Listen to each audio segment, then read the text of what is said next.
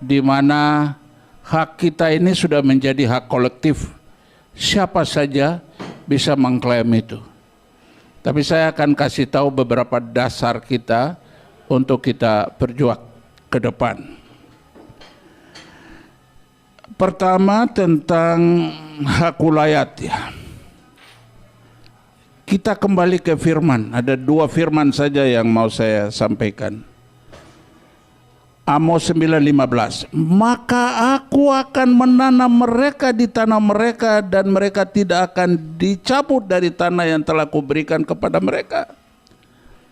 Pemahaman dari pemaknaan firman ini adalah Tuhan tidak bilang aku akan tempatkan orang Papua di tanah Papua. Tapi dia menggunakan ditanam. Kalau bicara ditanam, siapa yang mau cabut? Kalau ditempatkan orang bisa pindah-pindah, pindahkan.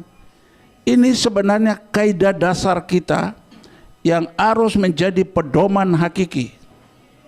Ya, bangsa manapun tidak pernah ciptakan orang Papua. Ya ini dulu. Ini kaidah dasar. Bahwa orang Papua ini dikehendaki oleh kebesaran kasih Allah dan dia kasih. Kita selalu bergulat di undang-undang manusia, tapi kita tidak pernah tahu bahwa Tuhanlah dari kitab Kejadian. Kita mulai nanti ada sambungan dengan peranan wanita ya. Jadi ini anugerah Allah. Saya kasih 2 saja. Ayat pertama tadi tentang tanah ulayat. Tuhan yang tanam. Jadi yang kita tempati, orang Papua tempati itu adalah kaplingan anugerah Allah ya. Yang ada di 250. 250 itu Tuhan bikin 250 kaplingan tanah ulayat untuk hidup bersuku-suku dan berbangsa-bangsa di atas tanah anugerahnya. Ini dulu kata kunci kita. Ini rujukan kita supaya jangan sampai firman Tuhan ini digusur dengan pasal 33 Undang-Undang Dasar 45. Cabang-cabang produksi yang penting bagi negara dan yang menguasai hajat hidup orang banyak dikuasai oleh negara. Ingat, kata dikuasai itu hanya dalam hal mengatur, bukan memiliki. Ya. Kadang-kadang orang kita itu dikaburkan, diancam dengan kata, wah ini tanah negara. Semua tanah negara itu dibayar pajak. Semua tanah wilayah di Papua tidak dibayar pajak. Itu ingat itu. Ya. Itu kata dasarnya. Kalau dia sudah menjadi tanah negara, berarti dia terdaftar berdasarkan PP 19 dari Undang-Undang Pertanahan kita. Kalau dia udah terdaftar, dia menjadi objek pajak. Tapi apakah tanah wilayah jadi objek pajak? Enggak ada, makanya tidak dipungut itu PBB.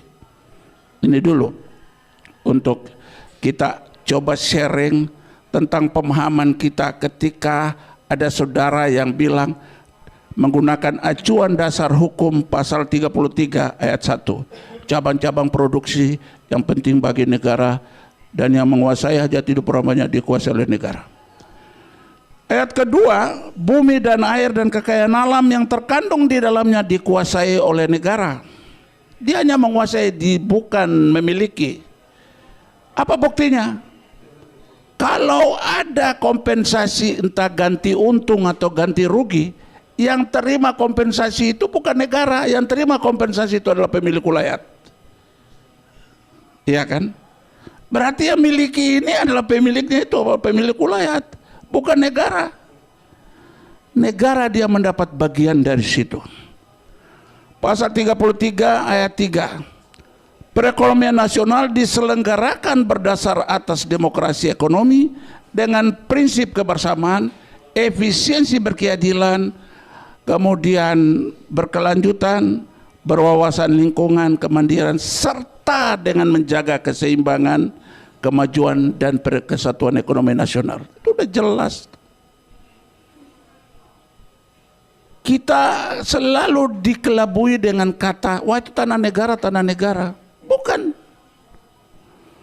Saya pertegas lagi di Undang-Undang Nomor 5 Tahun 60 tentang pokok-pokok agraria tempo itu.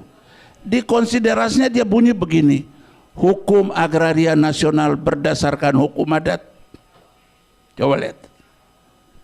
Jadi Undang-Undang Nomor 5 Tahun 60 lebih bijaksana daripada undang-undang sekarang. Undang-undang sekarang itu dulu itu bunyinya begitu dikonsiderasi. Ya, undang-undang pokok-pokok agraria berdasarkan hukum adat. Jadi yang menjadi jiwa dari undang-undang pokok agraria itu adalah hukum adat. Rohnya itu adalah hukum adat.